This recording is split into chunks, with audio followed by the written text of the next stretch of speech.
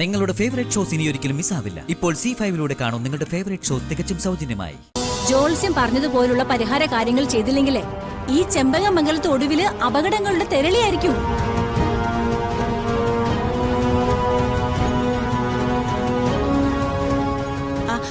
ഞങ്ങളിപ്പോ ഔട്ട് ഹൗസിലേക്ക് താമസം മാറിയെങ്കിലും ജഗദീഷ് ചേട്ടനെ പറ്റി ഓർക്കുമ്പോ എനിക്ക് വല്ലാത്തൊരു പേടിയാ. ഇങ്ങനെയുണ്ടൊരു മുൻകോപം ആരെങ്കിലും എടുത്തിട്ട് കൊടയും. ഈ വീട്ടിൽ അപകടങ്ങൾ വരണോന്ന് ചിലർക്ക് നിർബന്ധമുള്ള പോലെയാ അവരുടെ പ്രവൃത്തി. എന്താ മുത്തശ്ശി, എന്താ ഇവിടെ പ്രശ്നം? നീ ഇതെവിടെ പോയിരുന്നു? കുഞ്ഞിനെ ഒറ്റക്കിട്ടേച്ച്. ഞാൻ അമ്മയുടെ മുറിയിലുണ്ടായിരുന്നു. എന്തു പറ്റി മുത്തശ്ശി? കുഞ്ഞിപ്പൊ തലയും തല്ലി നിലത്ത് വീണേനെ.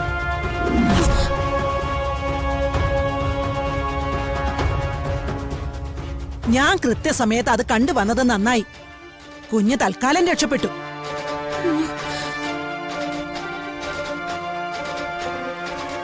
ദൈവം എന്നെ അത് കാണിച്ചു തന്നതാ. കുഞ്ഞിനെ ഉറക്കി കിടത്തിയിട്ട് ഞാൻ അങ്ങോട്ട് പോയിട്ട് ഒരു 3 മിനിറ്റ് ആയില്ല. മാത്രമല്ല കുഞ്ഞ് വീഴാതിരിക്കാൻ ഞാൻ തലകണയും വെച്ചിട്ടുണ്ടായിരുന്നു. ഒരു തലയണയും ഞാൻ കണ്ടില്ല.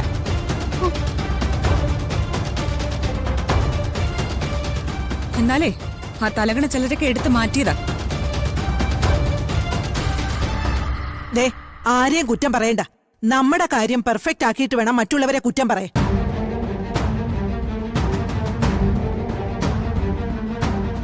ദേ, ഇപ്പൊ ഞാൻ കണ്ടുവന്നതുകൊണ്ട് വലിയൊരു ആപത്ത് ഒഴിവായി. ആ വാഴപ്പാടി തിരുമേനി പറഞ്ഞത് 100% ശരിയാ.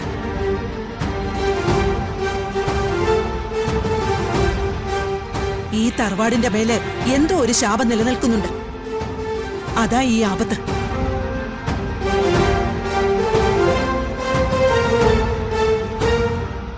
ആപത്തുകളും അപകടങ്ങളൊക്കെ ഒഴിവാകണമെങ്കിൽ ആ തിരുമേനി പറഞ്ഞതുപോലുള്ള പരിഹാരങ്ങൾ ചെയ്യണം. അതെ, ഇക്കാര്യത്തിൽ ഞാൻ മാലതി പറഞ്ഞത് ശരിവയ്ക്കേ.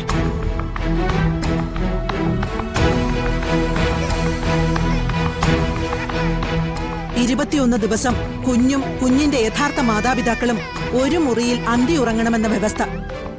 ഇനിയുള്ള ബാക്കി ദിവസങ്ങളില് മീനാക്ഷി കാർത്തിക്കിന്റെ ബെഡ്റൂമിൽ അന്തി ഉറങ്ങാൻ പാടില്ല.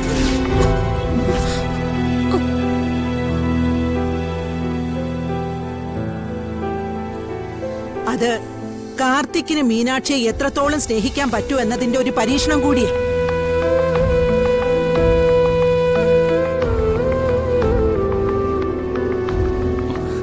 എന്താ മുത്തശ്ശി ഇത്?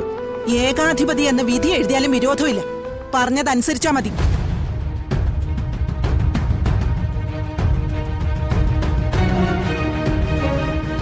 പിടിക്കാം.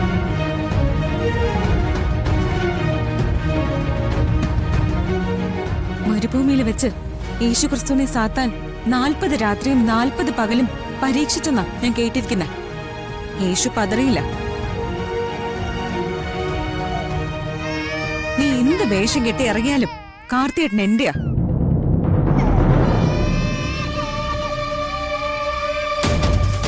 ഞാൻ ഈ മനസ്സിലുള്ളിടത്തോളം കാലം ഞങ്ങൾക്ക് നിന്റെ ശല്യം ഏൽക്കയില്ല.